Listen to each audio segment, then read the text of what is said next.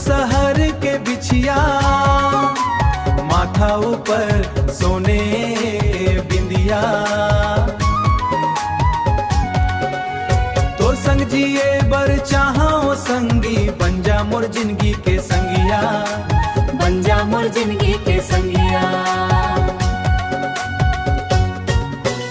रायपुर हाट में देखे रहे तोला, चंदा कस लागे रे गोरी।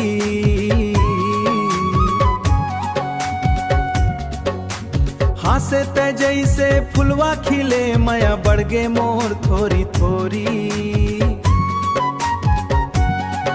माया बढ़ गे मोर थोरी थोरी। तोर चाल में जादू है भारी, तोर बोली मिसरी कस प्यारी।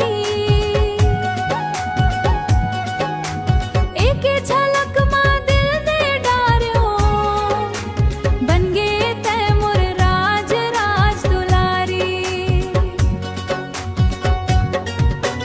तोर बातन में अपनापन लागे, तोर संग सपना सजा थो, रोज रोज तोर नाव ला लिख के, मोर मन के कागज भरा थो। चांदी कस चमके तोर हासी, माया के रद्दा मतय साथी। जन्म जन्म तक संग कहूँ बनी भावो, घर के हाथ में तोर हाथी। अरा पारा घूमो संगी, माया के गीत गाबो।